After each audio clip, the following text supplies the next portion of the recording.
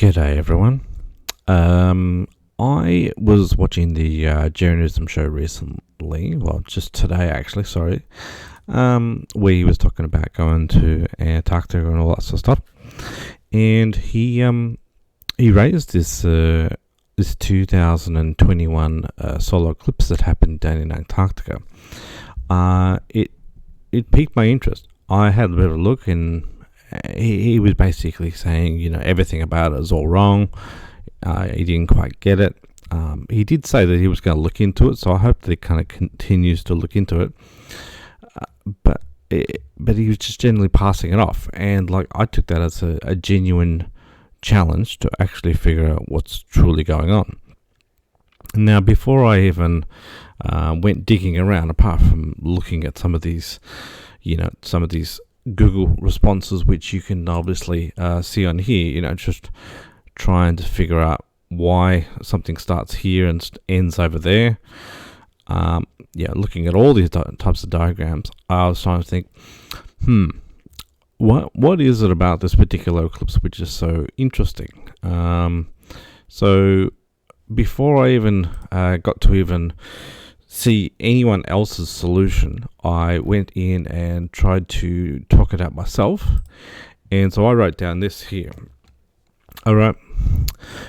Jaron, in regards to the eclipse at 1 hour into the video for December 2021, you got to think in a 3D space instead of calling people names just like you did. Now, I'm going to pass it across to that video so that you can see the 2-minute monologue he actually was talking about, and when he just decided to randomly start calling people strange names and saying balls going up vaginas or whatever like that. So I'll pass it on to that now. Doesn't really make a lot of sense to me. I got to try and plan it out. But on this date, December 4th, 2021, there was a eclipse at the Union Glacier.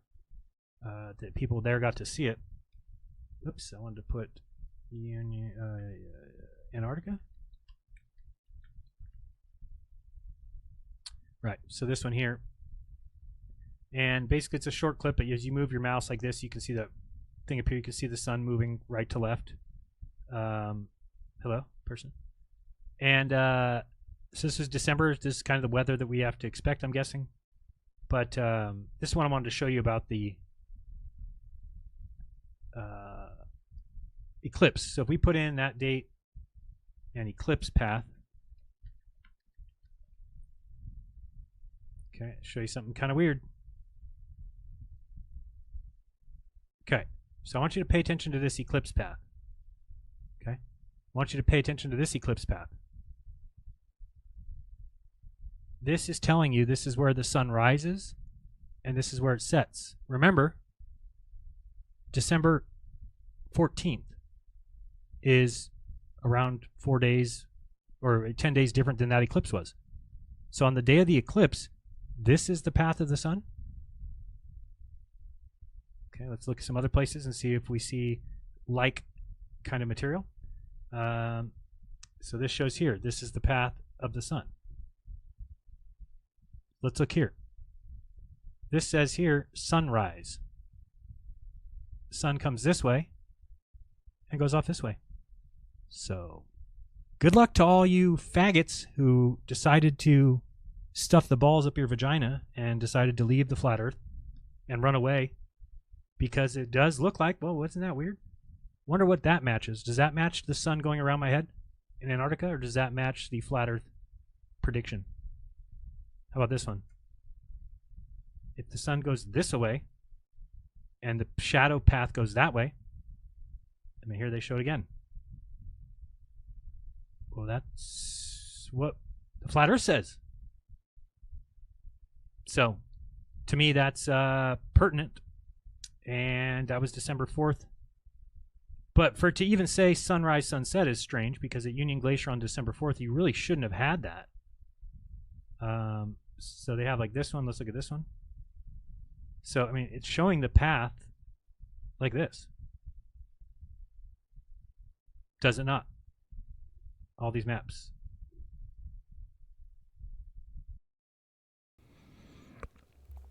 Now that you've seen the context of what Jeranism said, I'll continue with my comment. If you were the moon, now this is me trying to visualize being the moon blocking the sun, right? Now you're looking back at Earth. Antarctica is the summer and it's lit, right? The moon will move from left to right. So at the beginning of the eclipse, it will darken the left side of the planet. So if you think about yourself being on the left side of the Earth, and you are creating a shadow with your body, then you are blocking out the left side of the planet. And as you continue to move to the right, you block out the center. And as you continue into the right again, you block out the right hand side. Okay, so now while it has done this, the planet has spun throughout the day. So the spin is in a race against the moving moon. This is why the U shape is so compressed. The most interesting thing about this eclipse is that it seems to be at the night time. Now, I said that because, like, I was there for the one which happened back in this year, early this year, back in March or April or whatever it was. And of course, it moved from the Texas side all the way up to New York, right? So it went from the left of America to the right of America. But this diagram has been showing it going, like, if you look at it from an upwards perspective, it looks like it's going from the right to the left. So everyone was going, why is it going the wrong direction? Because as far as I'm concerned, all eclipses always move in the same rightward direction. So the most interesting thing about this eclipse is that it seems to be at the night time. So one of the things I noticed when I was looking at some of these diagrams is, like, say for instance this one here, right? So it was considering South America to be part of the South. Now, mind you, I never saw this animation whatsoever prior to this thing. None of the animations were working when I was looking. But you notice how South America was in nighttime, and that's the side where the actual base camp was. So this solar eclipse was doing its work on what we'd consider to be the night half of the planet. Because the Antarctica was in 24-hour day, it wasn't considered night. Whereas when it happens over in Texas, it's happening during lunchtime, during the middle of the day. And so it crosses straight through the center during the middle of the day. Now, to finish up on my comment, so it says here, the Texas eclipse was during lunchtime, which is normal. But this eclipse is something that is on the night side, so it's complete opposites. Think about it like shooting a laser at the underside of an orange. That part is sitting down on the table. Now, I tried to describe that to basically say that if you were shooting a laser at an orange and you were shooting the very, very, very bottom of an orange, you could actually create a left to right sort of eclipse on the bottom. But because you're considered to be at the backside of the planet, it's going in the opposite direction. Now, of course, one thing that Jaren probably could have done before actually, telling people they had their balls going up their vaginas and all that sort of stuff, is maybe consider watching this particular guy who is an Aussie, maths geek, and he does an entire video on it, which is really good.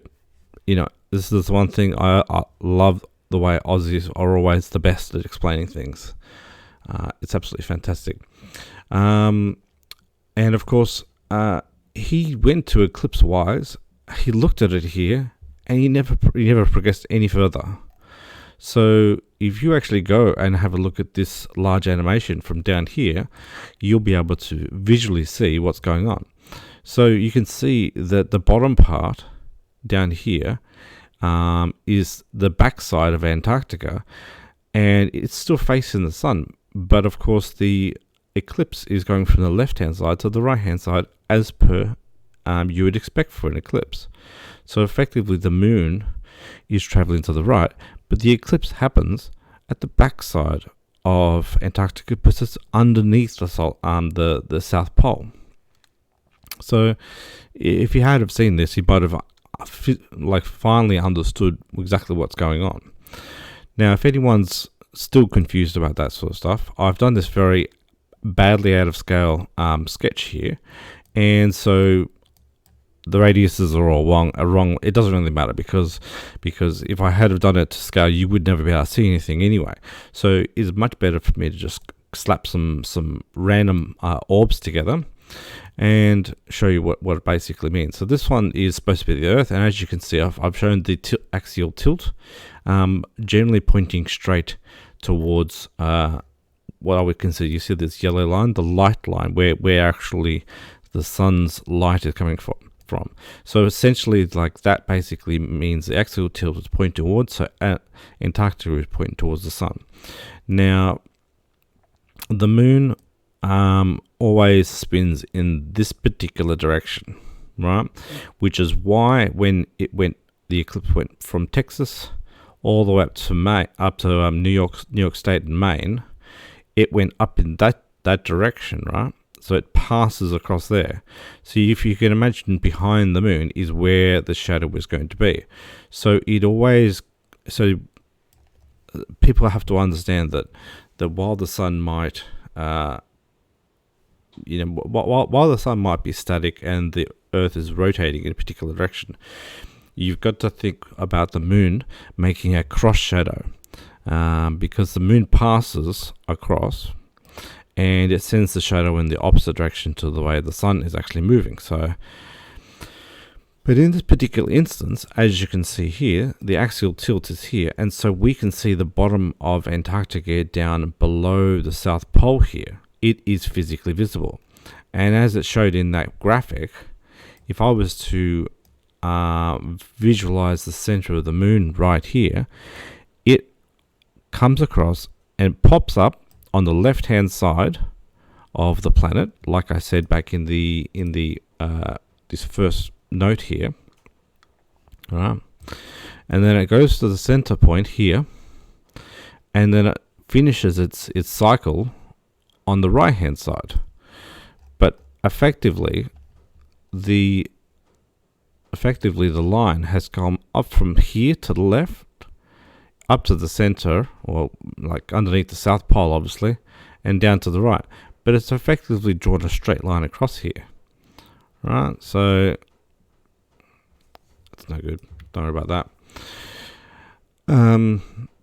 So I don't know how else to explain it, really. The moon passes this way, and this just happened to pass across the bottom. I think it explains it perfectly fine. So as you can see by this GIF animation, if he watched this, he would understand. Passes from the left to the right. It just happens to be underneath the South Pole, which is why it appears to be on the opposite side. So, I mean, this looks logical, right? But how does it work on this? So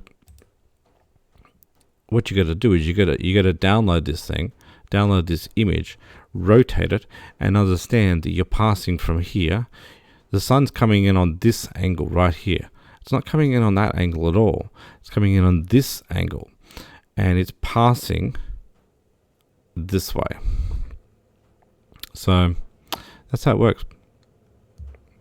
I hope that makes sense. Yeah. Thanks for listening.